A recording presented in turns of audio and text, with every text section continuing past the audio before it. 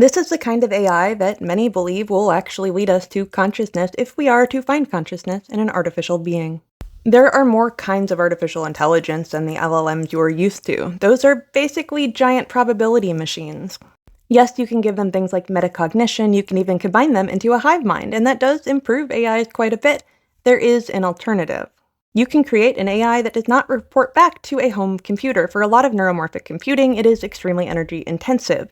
So you have something that is modeling the spiking patterns of a brain, and then it reports back to something that decodes them. In fact, even our brain organoids, yes, the tiny human brains you can grow in a literal jar if you want to, still have to be decoded by a computer. These guys built individual neuromorphic chips, so a single computer chip that has spiking patterns much like a brain, and they work together in order to solve problems. So they're not programmed in advance, they have to interact with the environment. Those individual spiking neurons on the chip lead to something akin to cognition. They can investigate the environment and adapt to it. This one really fascinates me because how do you decide what you want if you don't have an onboard computer that's pre-programmed? I mean, even for organisms like us, we do have instincts, and they've been built over billions of years. They change the way our neurons interact and our DNA is expressed, so we're kind of working from scratch with these kinds of things. A lot of neuromorphic computation has worked on modeling a brain, and that involves modeling every single neuron. That takes an enormous amount of energy, but if you just have the neurons, it's less energy intensive than the computation we're used to. That is the justification in a lot of this research. It's less energy intensive. I mean, we have data centers that require their own nuclear power plants. That's what people say when they're using brain organoids to do computation. It just uses less power. And they're not wrong. Our brain uses 10 to 20 watts, so not even a particularly bright light bulb. Cortical Labs is setting up their second data center where you can use lab-grown human brains in order to do computation. It is largely used by research groups at this point. One of the things I find really fascinating about all of these is that if you add multiple brain organoids to a chip, or multiple synthetic brain organoids to a chip, they are smarter, more brain per brain.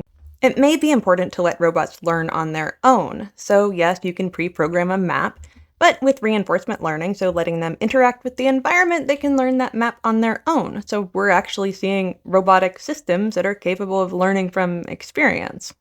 As this technology progresses, I think we're going to have to figure out how to develop what a robot wants, because if they're capable of learning and growing and developing their own values, somebody's probably got to teach them what to value.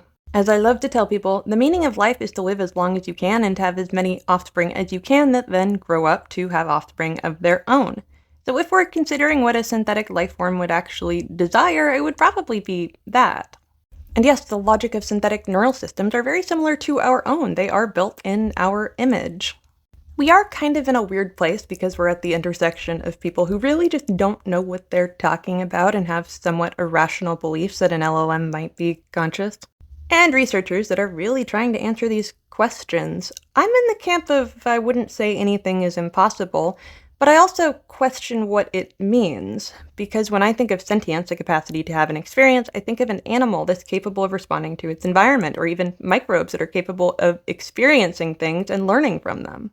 When it comes to the AI that I affectionately like to call a word box, I don't think it's really having an experience. It's a giant matrix of probabilities. This is the most likely answer. But I'm not entirely sure it will stay that way.